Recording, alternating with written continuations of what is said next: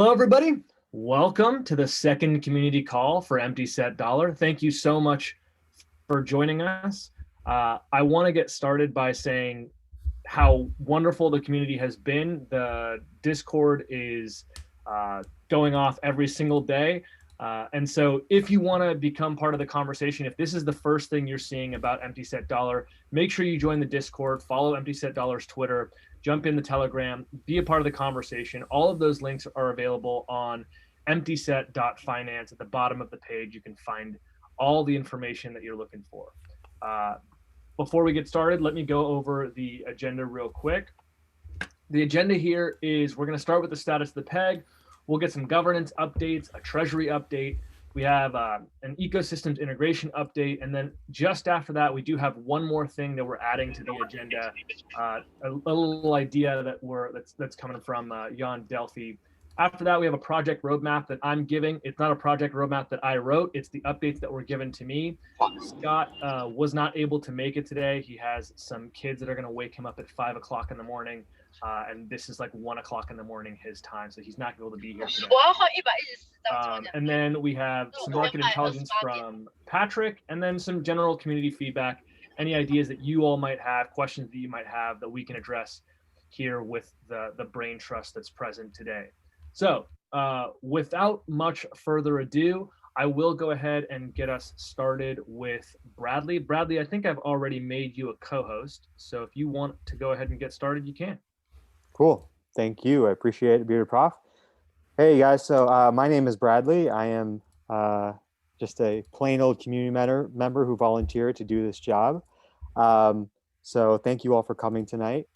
So I just want to explain quickly what the goal of this section is. And, so basically my goal is to just show you guys some just very simple information about where we are with the PEG over, just some simple data.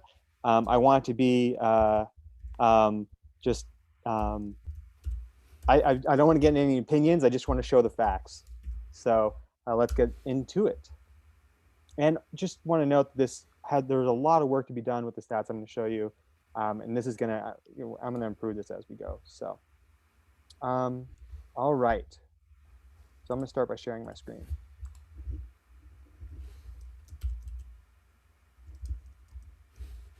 Can you see my screen? Yep. Great. So I have been using Dune Analytics. For those of you who aren't familiar, Dune Analytics is a very useful tool for getting data from the blockchain. And what I have done is I've created a simple dashboard that pulls information about the state of the PEG. So currently we are currently at about 39 cents. And just so you guys know, historically, over the last 30 days, as of 18 hours ago when I ran these queries, we have had a max price of $1.29. We have this Zoom window is in my way. All right, we've had a max price of or a max of $1.30. We've had an average of 83, about 84 cents. We've had a median of about 82 cents, and we've had a minimum price of about 38 cents. Okay, so I've also I have some other information here. I have the standard deviation by price, and so what this is just the standard deviation based on the price. We don't care about the PEG in this case. It's just plain old standard deviation, and this is 0.162. And I'm going to give this number some more relevance here in a second. So remember that it's about 0.16. And then down here we have the standard deviation from the PEG for the last 30 days. This is standard deviation from the PEG. So this would be from $1, and it's about 0.16, very similar. Now, all right. So this is information by month. All right. So we can see the standard deviation monthly.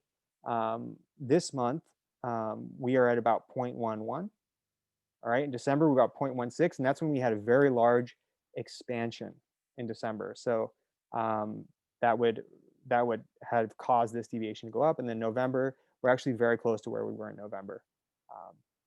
And again, that's standard deviation by price. And so this would be like price volatility is basically what this is measuring. And then we have standard deviation from PEG. And we can see that this has been increasing for the last 3 months or so. So this month we're about 0.32.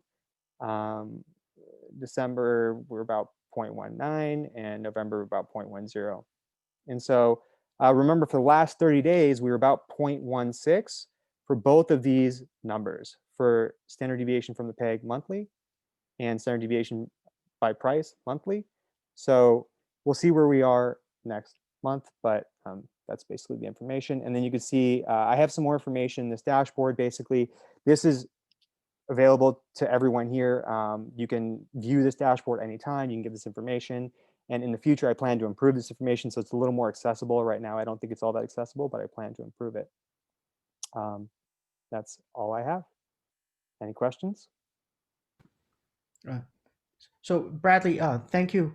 Good data. And when I talked to you, I think next step was we were going to add actually the where the EIPs are to see like on the chart sort of what the effects of these changes, the governance changes that we do, so we can see what the effects are going forward. Right? Are we going to do that? Yes, actually, I want to talk, I want to just briefly, I forgot to mention the to-dos that I plan on adding to this dashboard. So there are a few things that are missing from here, and those are comparisons with other charts and the EIP changes that how they affect the price. So these are both to-dos on my list. I plan to add that. And if I scroll down here, I actually have a section that has the standard deviation by epoch. And this is where I really want to add that those governance changes. So whenever governance updates, I want to show that, I want to reflect that on this dashboard. So I'm still working on that. Does that answer your question? Yeah, perfect. Thank you. And great job, by the way. Thank you. Any other questions?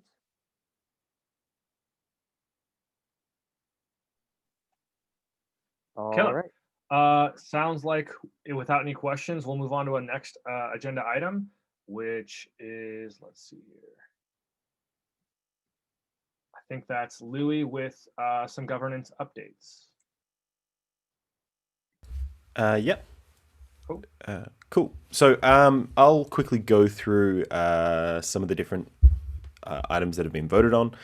We've had a number of different protocol changes that have been voted on through the EIP system, which is great. I think we've had 2 so far, and the third that is currently being voted on. So we've had EIP 16, which voted on allowing split coupons. So this preserves the underlying coupons that are burnt, and only the yield expires when the maturity, or when these coupons kind of reach the 90 epoch period. So this was voted on, and I think it passed unanimously through the DAO.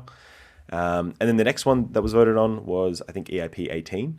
EIP 18 was, let me just get it up, sorry. Oh yeah, I'll grab that for you. Yeah, no worries.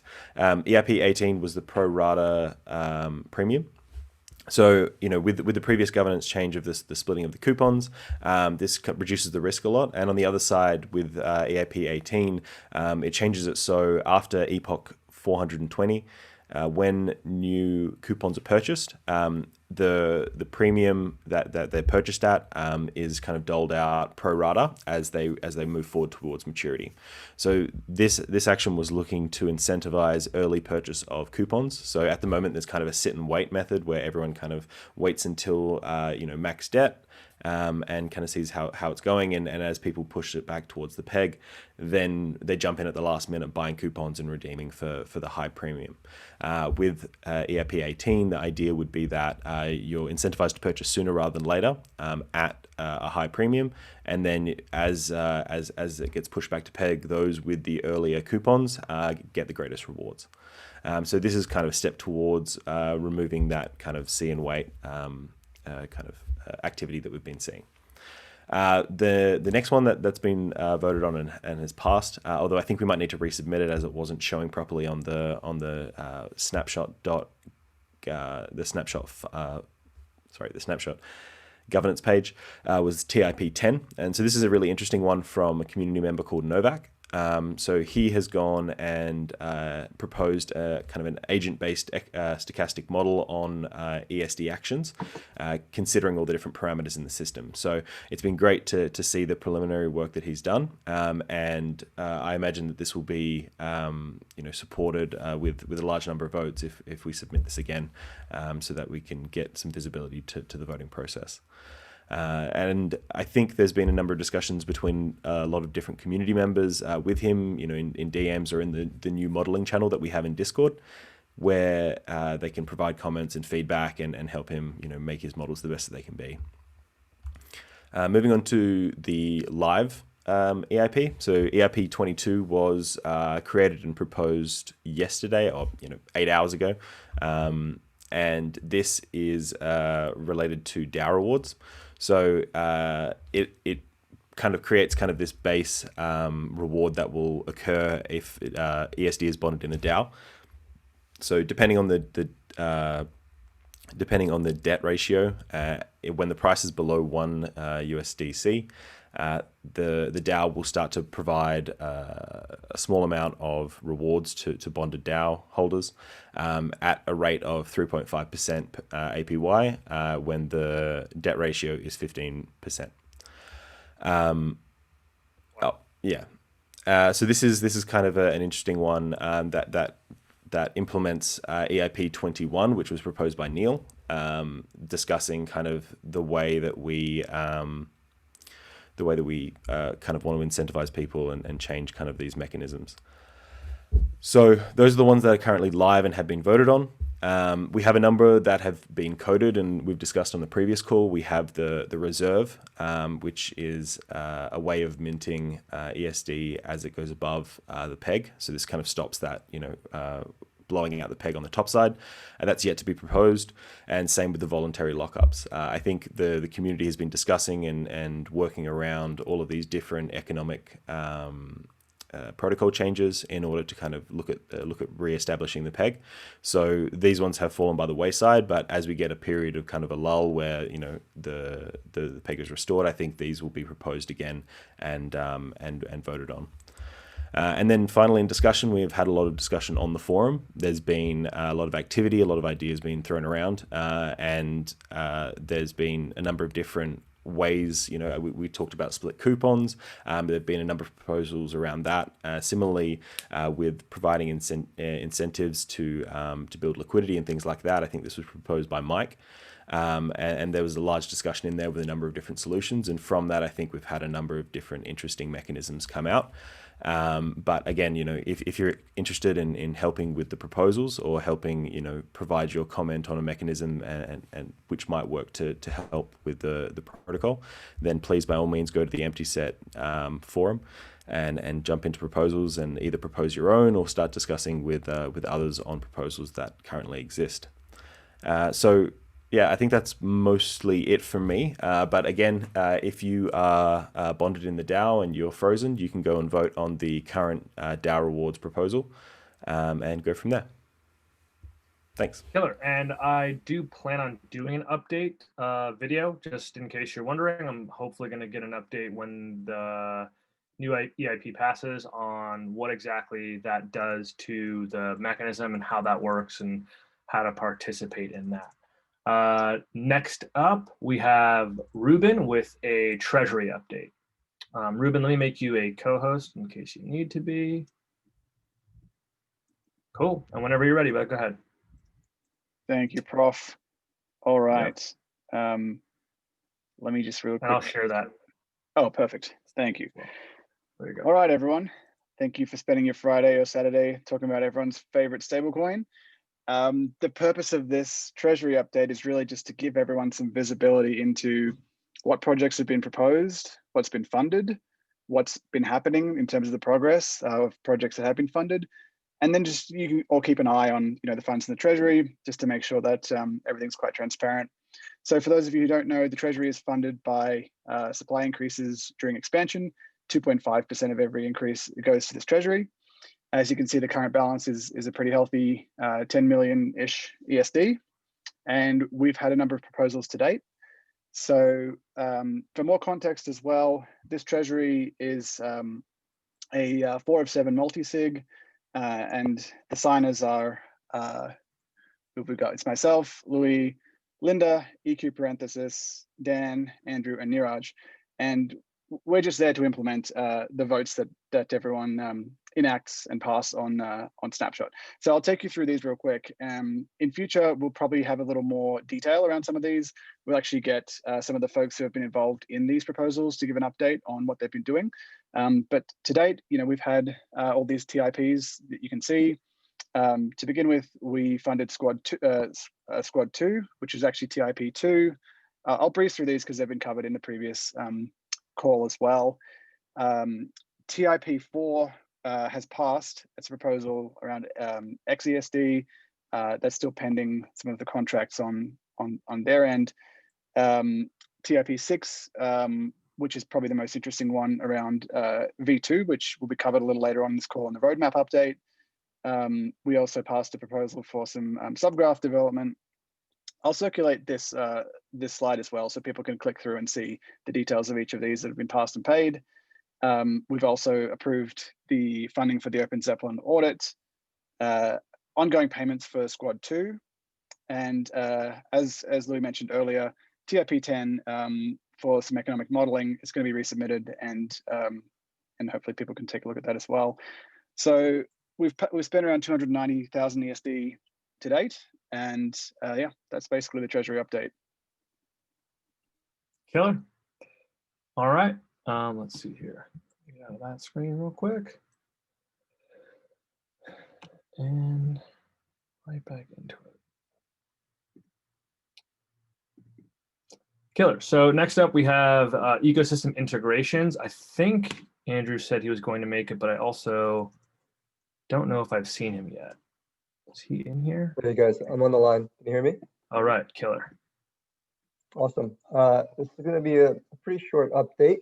So I think really the most relevant updates here are that we've gotten onto perpetual protocol voting stage.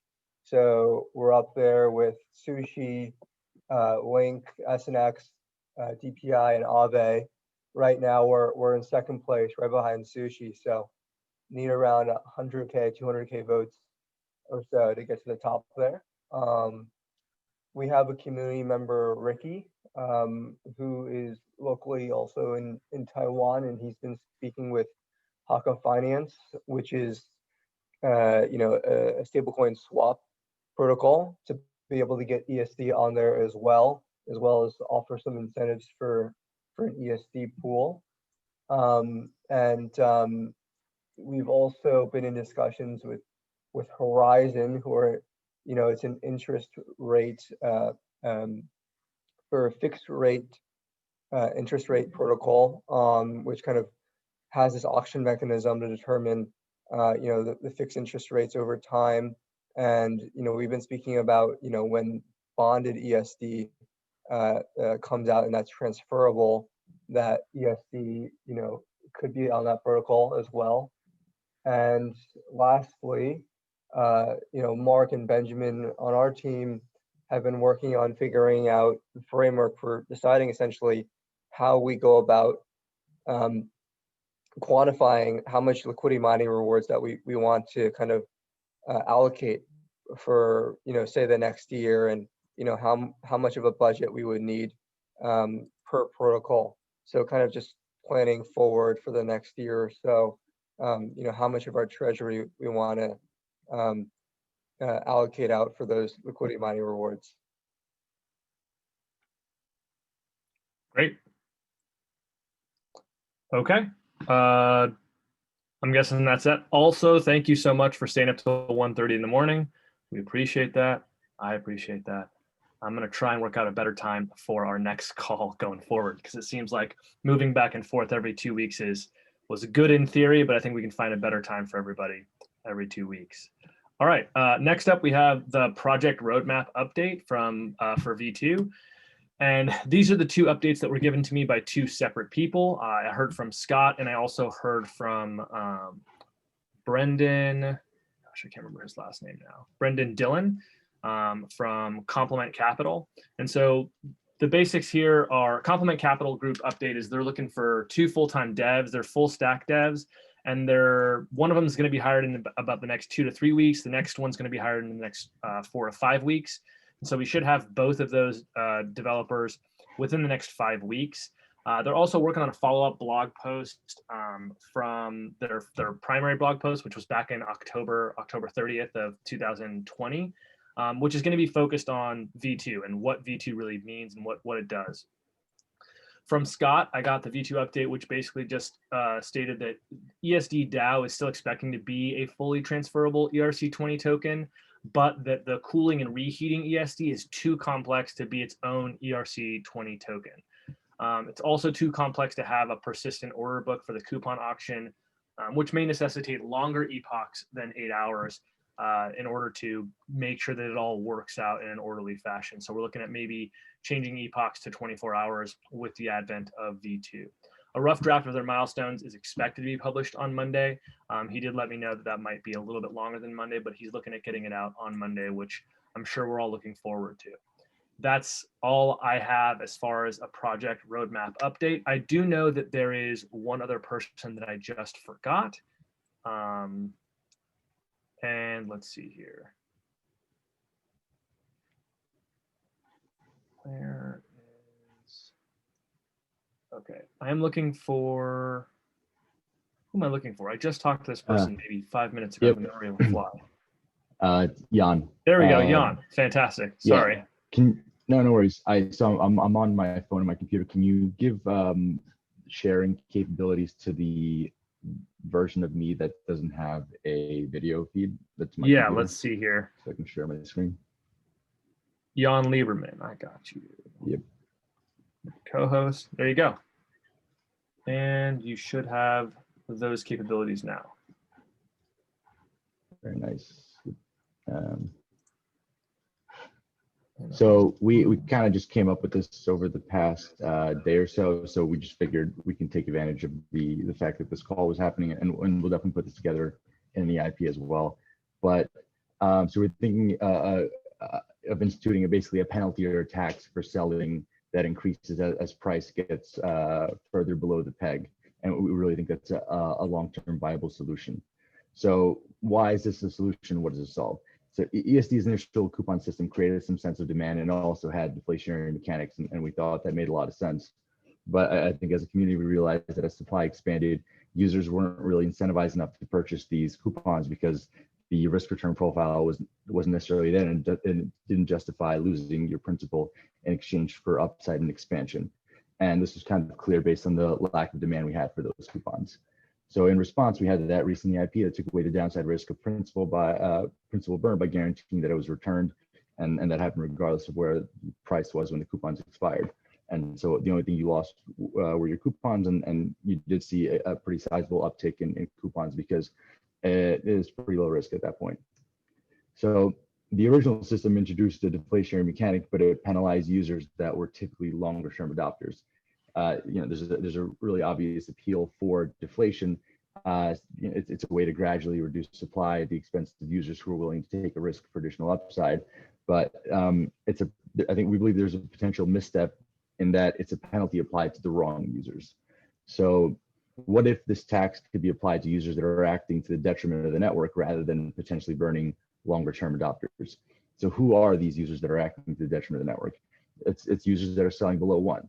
So we should generally apply a tax to anyone selling below 1, with the magnitude of that tax being a function basically of how far below $1 the price is. This allows us to redirect a deflationary penalty that was previously aimed at the community and direct that towards sellers. This has numerous beneficial effects. So let's first address the effect on scalpers. So scalpers are users that typically purchase at a price below the peg and then sell at a price that's higher, but still below the peg. And it's pretty obvious why they're not really beneficial to the community, but this proposal makes their actions both productive and less appealing. So we categorize as productive in the sense that if they're purchasing at 60 cents and selling at 90 cents, they capture profit for themselves. But at the same time, if we apply a penalty, they're also helping to reduce supply. So this naturally incentivized loop helps continuously reduce supply over time.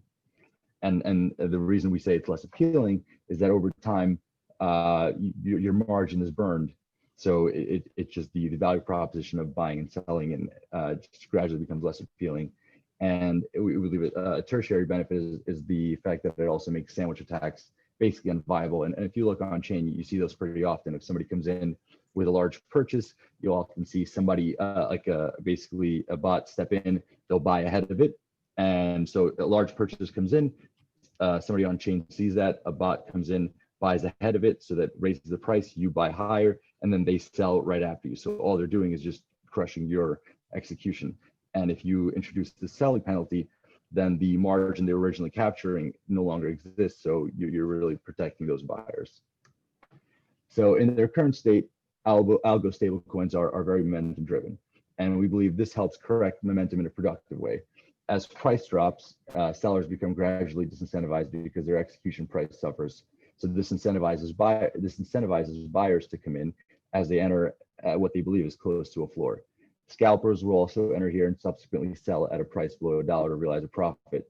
But the good thing is having this price bouncing around below $1 typically ends up being highly counterproductive activities that destroy this conviction. You see somebody price will go up get bought up at 60, sold at 90, and just the conviction that will actually enter expansion dissipates, and so users are almost incentivized to become scalpers themselves. And so with a burn, you allow the protocol to consistently benefit from this activity. So as people keep scalping below the price, what happens is supply comes down, and it doesn't come down at the expense of any community members, but at the expense of the scalpers. And so what helps is you kind of transition the thought process between or the thought process around expansion from if to when. And we think that's very massive, especially in the early stage of the algo stablecoin development.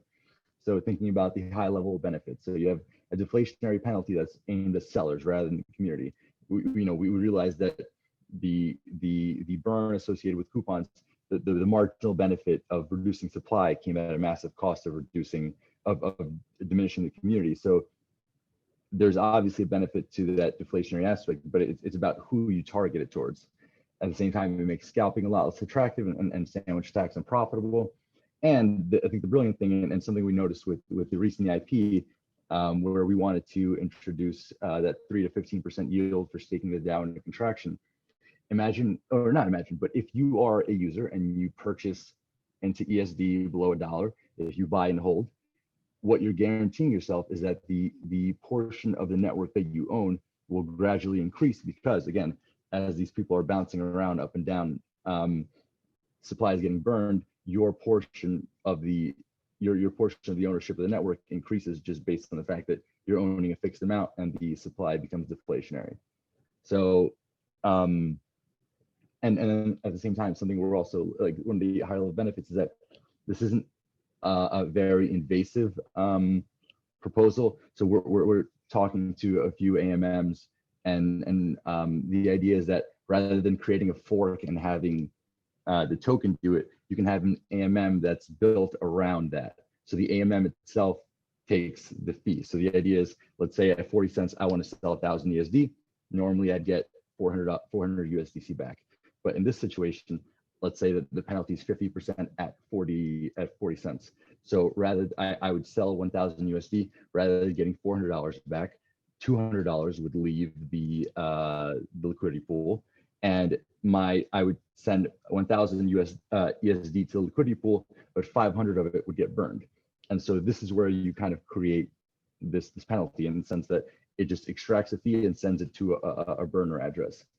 So how does this get kind of foiled? One kind of situation is that a second pool exists that people try and arb out.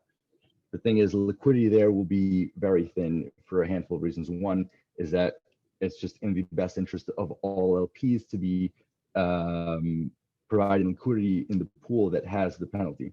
At the same time, if that might not be high enough, and this is where the mitigate situation kind of comes in, you can, rather than burning that entire portion, you can send some of that portion to a wallet that LPs have to stake their LP tokens to, and they can claim it either in expansion or at a certain point. And basically you're incentivizing LPs to provide the pool where you want it to be.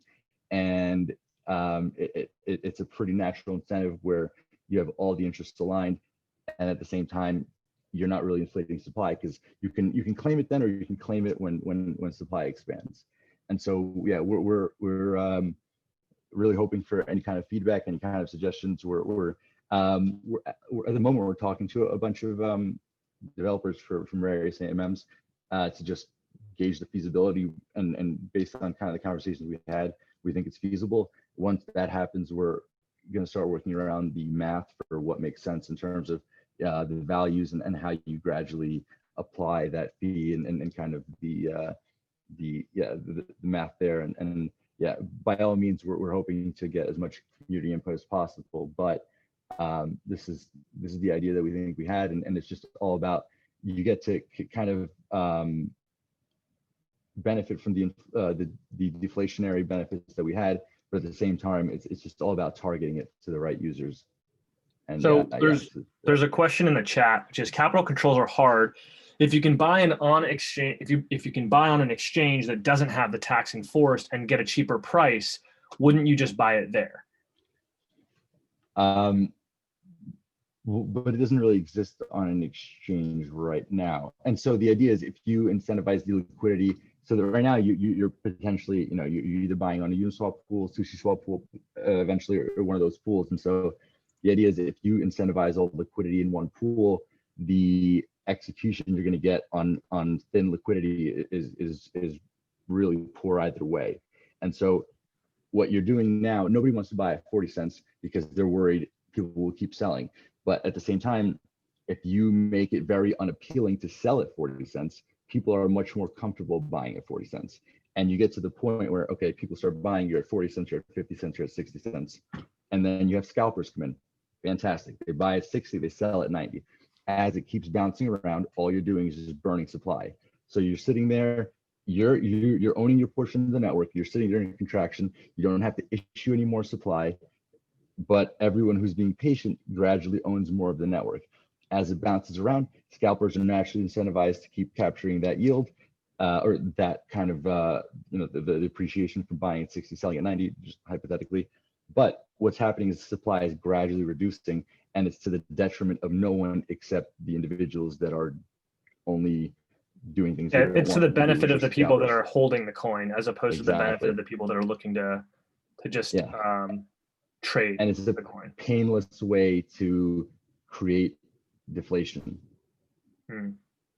Okay, it does seem like the two comments in there are just that it's difficult. It might be difficult to enforce, and that. Well, yeah, I agree. And so we need the AMM to kind of do that. And realistically, if you're an LP and you're sitting on ESD, there's just no reason why you'd want to provide liquidity in any other environment besides one where someone is getting burned for selling at that price. So, some people might forget, some people might leave it, and that's fine, but it'll still be very thin. And the idea is, once you shift momentum from, I don't know that it's going to return to $1 to, all right, well, if people are going to keep scalping and prices are going to keep bouncing around, and I see supply gradually reducing, it goes again from a if to a when.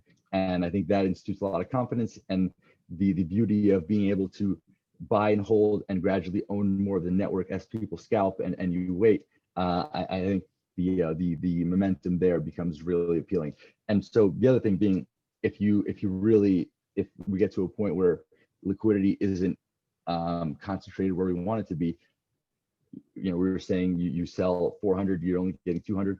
Portion that can be burned, and a portion that can be sent to an address where you have to stake your LP shares in order to claim, and you can claim it there, or you can claim it. You can claim it then, or you can claim it once we get into expansion. But either way, there are creative ways where you can incentivize that liquidity. And the reason why we're fans of this as well is the fact that it's just non-invasive.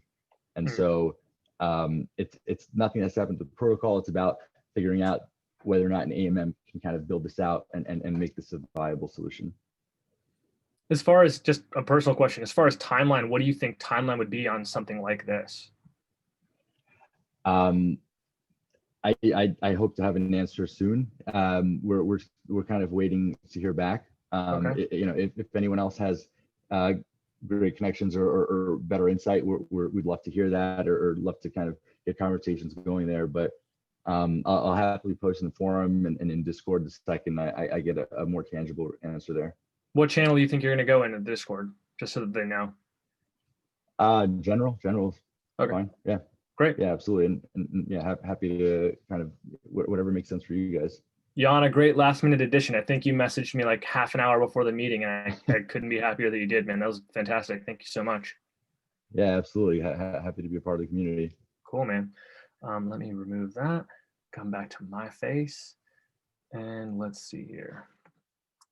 Next up, we're looking at Patrick with market intelligence.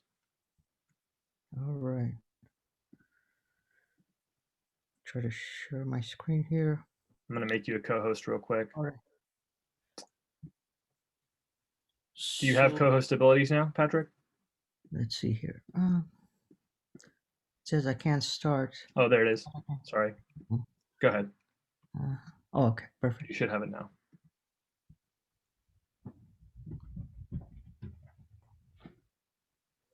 Okay, great. So this is going to be the slide for the weekly presentation for this until it changes. The point of this one is to look at what else is going on in the universe, and a lot of people have been stealing our ideas recently. So we're going to see if there's stuff that we should be stealing from them, as these so-called forks and clones. Sort of, there's a lot of them out there these days. So let's look at them. But then before I go there, I just want to step back and this is how when I see a new project, I sort of put them on this map. And so I'm just going to explain what this is. If you look at the history of crypto, and the stuff at the top is going to be the older stuff, because we know how to do on stable coin. That's not the issue. We're trying to do something very innovative. That's why we're at 39 cents, right? That's very efficient, right? So there are ways that we know how to create stability, and those usually require collateral. When you do collateral, things become really easy, and you don't really need much rules. But then as you go down and you remove the collateral, you become more efficient. Then you're gonna sort of probably need more rules. The ultimate dream would be something that has the least amount of rules and then the least amount, or hopefully zero collateral. And I don't even know. We don't even know if that's possible, but that's where we want to be. So if you don't recognize those icons there, that's USDC and Tether and Day, and then Frax, Fay, Basis, ESD, and then on the side there I have also Ample, because Ample there's no collateral, and it is 2 years later into the project. They are achieving stability, but then the problem is they're difficult to integrate. So that's the other thing we got to look at when we come up with these. When you look at these solutions, is the solution something that can be incorporated into the ecosystem easily, or is it going to require a completely different ecosystem? All right, so that's a big picture, but so I want to just spend a couple of minutes about talking about the good ideas that I've seen out of the projects that I've looked at. This week, it seems like and this most of it is people that are forking the ESD project. There's a project that's done that, and with a little bit of change in the code, very very little, they've actually enabled, so we're able to do deposits during a time where they got rid of the locked and the locked status, so you can basically deposit anytime. So that's the kind of change I think we can just borrow that code. That's the kind of change that we should be looking at, because there's no reason to block the capital coming into the protocol. Now, what they're doing though, this is another thing they're doing, that this new project. On the way out, they're using something called streaming. So they're not putting a lock, but what you do is you get a very small percentage of your funds per block. So they call that streaming and stuff. And that's how they're doing their lock. But I'm more interested in the part that's, I mean, for our part, I'm more interested in implementing the part that has to do with the um, uh, making it easy for people to deposit funds. And I think that part, that's a part of a code we can take. The the the Now, out of the 20 or 30 or so projects that I think have sort of forked us, all of them, all they do is they just change the um, initial parameters. So it's not that interesting, and they don't change anything. Yeah, the only one that I've seen is this, and there's another one that's done. Uh, there's another one that's done something a little different that it may be useful, and that has to do with making the epoch time variable. So it's not fixed, and then hopefully you can put some sort of intelligent algorithm. So you're in contraction. Contraction is miserable. You don't want to be in it. Maybe those epochs are shorter, and then when you're in expansion and things are getting overheated, you can expand it. So yeah, those are the two ideas that I've seen out of the, I don't know, dozen or so forks that I've looked at that I want to share for this week, and that's all I had. Lovely. Thank you so much, Patrick. That was awesome. It's an interesting way to look at different stable coins and like kind of put them on a gradient there. All right, cool. So it looks like we have just one more thing, which is to hear from you all. So any comments, concerns, questions that you want answered, you're certainly welcome to throw them in the chat, and I will hopefully try and find the appropriate person to answer your question. Any questions? Oh, hold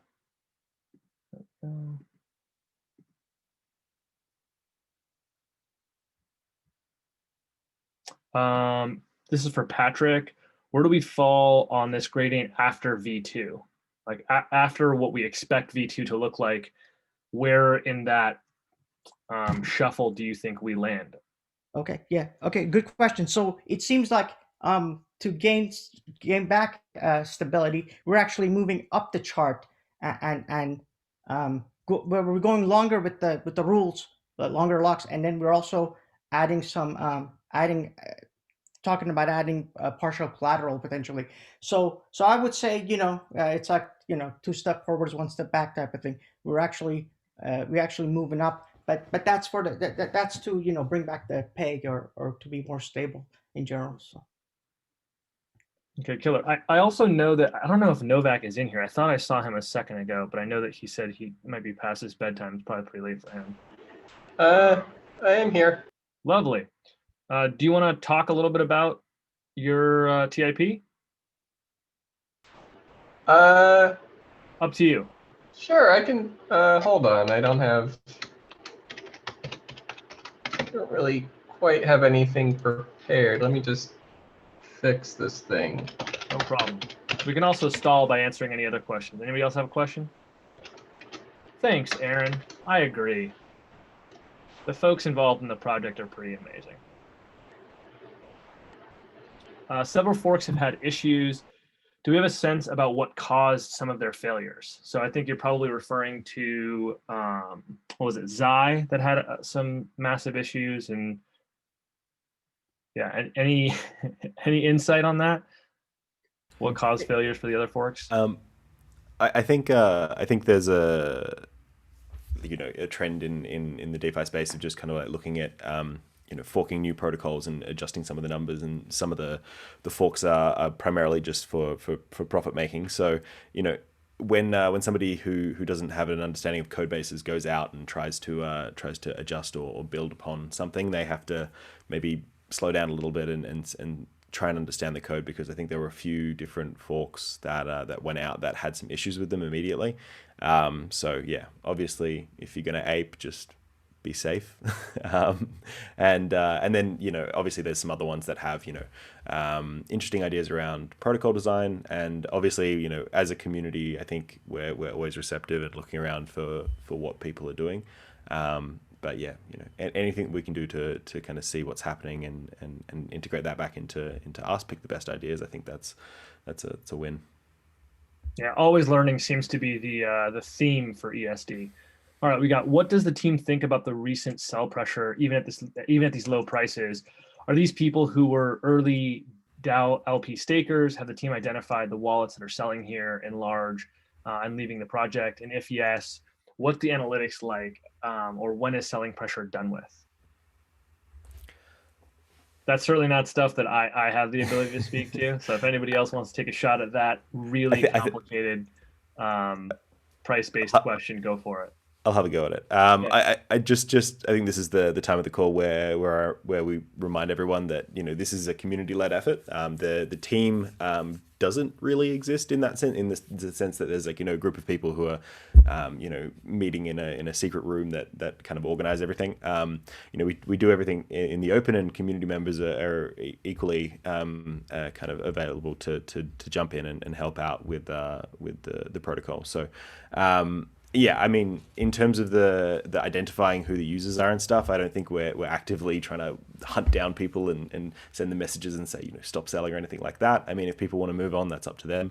But, you know, I think the pace of development and the activity within the community and the ideas that are being shared, I think will eventually show that the protocol has value and is able to continue on. So, I mean, you know, it's not like we're going out and trying to figure out who's doing what. So, as a community. So, yeah. Sweet.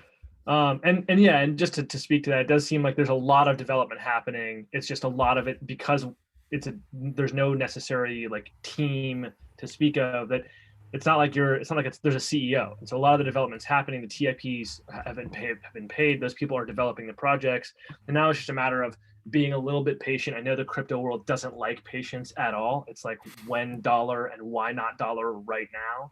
And definitely understand that and that feeling, but a little bit of patience will go a long way. I see that Novak is ready. Novak, do you need, let's see here. Do you need me to make you a co-host? No, like I said, I don't have anything really to show off on the screen. Great. I've been working on this modeling stuff because I see all these proposals coming up. Yeah. They sound like they should work, but they aren't necessarily supported by evidence. Right. I mean, I guess in my day job I do science, so I'm big on the evidence. So I'm trying to develop this modeling system where we could check whether we think that a proposal should work with some modeling, and not just because it sounds like when you say what the new flows will be that it seems like it would be better. So I put together that whole Python thing. I showed some plots from that, but I have been having some trouble getting that to like really match the observed behavior. And I think that part of that is just it doesn't use the right constants. Like, it doesn't actually have like it doesn't know how to pull stuff out of the solidity. Like, what's the interest rate going to be? How does the TWAP math work? So my new plan that I'm working on is I'm trying to run the actual Solidity contracts on a little test net and see if I can throw some agents at that and let that sort of be the core of the model. And I'm prototyping that now, and I'm going to test if that'll sort of work a little better and be easier to implement the new EIPs, right? Because people always have to implement the Solidity code. Whereas with this Python method, you'd have to implement in the Python model your change, also implement it in Solidity, and hope that you got it right and the same in both places. So I'm going to pursue this a little bit. And I did just bring up your TIP10, and I know that Louis was talking earlier about maybe reinstituting that. When I think you said you were going to work on it a little bit and then maybe resubmit that. Is that right? Yeah, I want to see whether it's really practical to do it this Solidity-based way, or whether like bringing in Ganache is just going to make it too slow to run out to enough epochs to really see the behavior in a reasonable amount of time. Right. If not, this Python stuff is really fast, so I could sort of go back to that. I have it looking a little better, and I could sort of start pulling in more constants from the files, or figuring out how to read that in and put together maybe a nicer looking document here that maybe can garner some more votes. And it looks like Duncan said super easy then to model proposal code that has been pushed with whatever Yeah, you would that just last word is. check out that version of the code and run it. Great. All right. I think maybe I could provide one last thing. So I realized that we've been going through the updates for the grants in different groups, but you realize that we haven't talked about squad number 2. So yeah, we're still continuing with the work that we're doing. We've been working on doing a DAO update. So myself and David have been looking at cleaning up the code base and also adding in a few new features. So memory to the wallet, remembering you, and transaction following and things like that. Similarly, we have a tentative design for the new DAO, which looks great, and we'll look to share that maybe in a few days. And I'll be doing a lot of the development work on the front end, so it'll kind of all look aligned with our current branding style, which should be good. Similarly, the bearded prof has taken over communications, so he's on all of the platforms and is tweeting and sharing and doing all that stuff. We've done a little bit on the documentation, but I will be digging into that after we've done some of the DAO updates. And then we have the curve pool that is possible, that's actually up. So we're able to provide liquidity to that. We kind of just need to decide as a community whether or not that's a good idea. But if we need to add a custom interface for that, I'm able to code one up, and I had discussions with EQ about this. So that might be a good direction to go. But with Jan's proposal, if that moves forward, we might maybe want to institute our own, and having a custom interface for that would be quite useful. Maybe if that's included in the DAO or something like that. And yeah, I've been coordinating some of the governance stuff. So I've been creating a lot of the contracts. So I've been publishing them verbatim as they've been on GitHub, and having asking whoever has the ability to propose on the DAO for that. The gas costs are a little bit high, so very grateful that I have funding to be able to help propose these new contracts as they come out. And yeah, just been helping where I can in terms of integration assistance and directing traffic and stuff like that as stuff comes in. So Louis, there's one question. I think you already answered it, but basically the reason for the delay of the voluntary founder lockups seems to be just we can only do one EIP at a time, and returning to PEG is probably higher of a priority than locking up that money. Is that right? Yeah, I mean, like if you look at the address, I think it's the first advance. That wallet hasn't moved in like 4 or 5 months or something. So I mean, it could move tomorrow. The lockups definitely provide a little bit more security. But that being said, I think the kind of hair on fire problem is more looking at the economics of the system rather than whether or not the team is going to rug pull or something like that. So this will be proposed at some point. It's just a matter of when, not if. Hopefully that answers your question. Cool. Thanks so much. Cool. Let me ban myself real quick. Thank you guys. Thank you all so much for joining us here on the community call. This is basically the end of the second community call. I would like to say a couple things. Number one, if you have ideas, please jump in the Discord. Number two, if you want to do a post, if you are a member of the community, you have things that you want to talk about as far as the actual way that empty set dollar works or how it's going to work in the future, please contact me, shoot me a DM. I would love to help you in any way that I can. That's part of my job, and you all are paying me, and thank you for that. But I want to make sure that you all feel supported in your ability to write about ESD. Whatever I can do to help you out, whatever I can do to make that easier for you, that is what I'm here to do. Thank you so much for joining us, folks. I hope you all enjoyed the call. This is going to be posted as soon as I can post it after it uploads to the cloud. And we'll see you in 2 weeks. In 2 weeks, the call will be at 10 a.m. Pacific Standard Time. We're going to go back to our 10 a.m. Pacific Standard Time, and then we'll work out from there what is the best time for everybody else. Thank you so much for joining us. Have a good one.